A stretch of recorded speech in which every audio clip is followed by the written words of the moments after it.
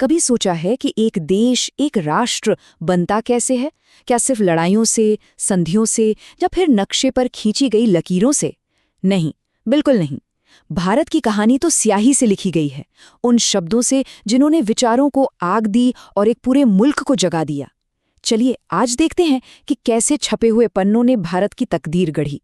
अक्सर ये सवाल मन में आता है ना, कि भारत जैसा इतना बड़ा, इतनी विविधताओं से भरा देश एक साथ मिलकर कैसे खड़ा हुआ? क्या ये बस कुछ नेताओं का कमाल था, या फिर इसकी जड़ें कहीं और बहुत गहरी हैं, शायद उन कहानियों में, उन विचारों में जो हम तक पहुंचे? देखिए, इसका जवाब संसद के गलियारों में नहीं मिलता।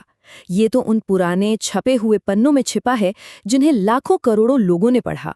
क्योंकि जो असली क्रांति होती है ना, वो विचारों से शुरू होती है, और उन विचारों को पंख मिलते हैं स्याही से। तो कहानी शुरू कहाँ से होती है? राजनीतिक आज़ादी की लड़ाई से भी बहुत पहले एक और बड़ी जंग लड़ी जा रही थी। ये जंग थी समाज के अंदर पुरानी सोच के खिलाफ, और इस जंग का सबसे ताकतवर हथियार वो था छपा हुआ शब्द।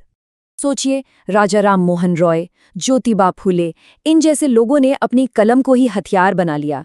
संवाद कौमुदी हो या गुलामगिरी, ये सिर्फ किताबें नहीं थी, ये तो वो हथौड़े थे जो सदियों पुरानी सामाजिक रूढ़ियों पर सीधी चोट कर रहे थे। इन्हीं लेखों ने लोगों को सोचने पर मजबूर किया, और यहीं से बदलाव की नींव पड़नी शुरू हुई। और जैसे ही समाज की ये बेड़ियां थोड़ी ढीली पड़ी ना, एक नया सपना पनपने लगा, एक साझा भारतीय पहचान का सपना। और जानते हैं, इस सपने को घर घर तक किसने पहुंचाया? राष्ट्रवादी प्रेस ने। एक तरफ तिलक का केसरी था, जो बिल्कुल आग उगलता था, तो दूसरी तरफ एनी बेसेंट का न्यू इंडिया तर्क से बात करता था। ये सिर्फ अखबार नहीं थे, ये तो स्वतंत्रता संग्राम की धड़कन बन गए थे। इन्हीं पन्नों ने स्वराज के विचार को एक नारे से उठाकर एक जुनून में बदल दिया। और कमाल की बात देखिए, कभी कभी तो बस कुछ शब्द ही काफी होते हैं पूरी कहानी बदलने के लिए। चित्तरंजन दास का ये नारा, इंडियंस के लिए इंडिया, एक किताब के टाइटल से कहीं ज्यादा था। ये एक पूरी पीढ़ी की आवाज बन गया, एक ऐसी मांग जिसे अब और अनसुना नहीं किया जा सकता था। और फिर इस कहानी में एंट्री होती है महात्मा गांधी की। उन्होंने तो ये दिखा दिया कि एक कलम में लाखों लोगों को एक साथ लाने की ताकत हो सकती है। इंडियन ओपिनियन से लेकर हरिजन तक उनके लिखे शब्द सत्य और अहिंसा के हथियार बन गए।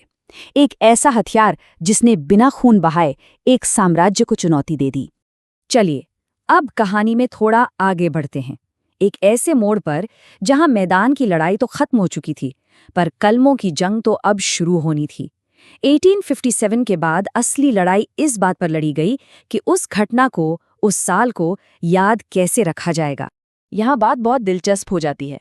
घटना एक, लेकिन कहानियां दो, बिल्कुल अलग।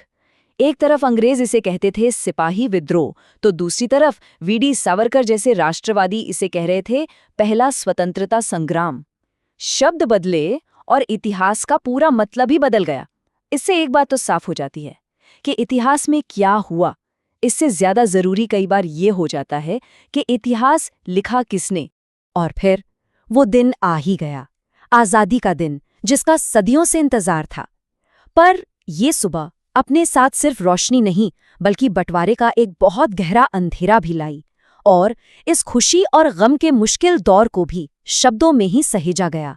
अबुल कलाम आजाद की इंडिया विंस फ्रीडम, या फिर फ्रीडम एट मिडनाइट, ये किताबें सिर्फ हिस्ट्री बुक्स नहीं है, नहीं, ये तो उन लोगों की अपनी कहानी है, उनकी आंखों देखी गवाही है, जिन्होंने अपनी आंखों के सामने एक एम्पायर को खत्म होते और एक नए देश को पैदा होते देखा था।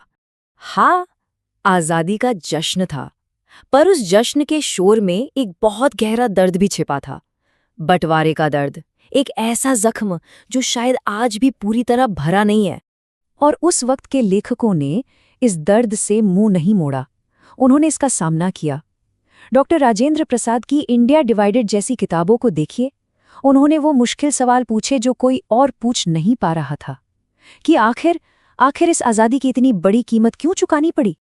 अभी तक हमने जिन भी किताबों और पत्रिकाओं की बात की है ना, वो तो बस कुछ नाम है। असल में ये लिस्ट बहुत लंबी है। ये दिखाती है कि कैसे न जाने कितने ही लोगों ने अपने कलम की स्याही से इस देश की आत्मा को सींचा है।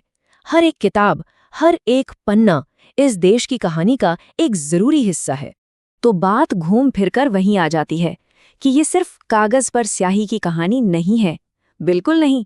ये तो उन विचारों की कहानी है जिन्होंने समाज को अंदर तक हिला दिया, एक पूरे राष्ट्र का सपना बुना और करोड़ों लोगों की तकदीर लिख दी। ये किताबें नहीं थीं, ये तो वो ईंटें थीं जिनसे आज के भारत की बुनियाद रखी गई। और ये पूरी कहानी हमें आज एक बहुत बड़े सवाल के सामने लाकर खड़ा कर देती है। अगर गुजरे हुए कल की दुनिया किताबों और अखबारों ने बनाई थी, तो आज हमारे आने वाले कल को कौन से शब्द, कौन से विचार आकार दे रहे हैं? सोचने वाली बातें हैं ना।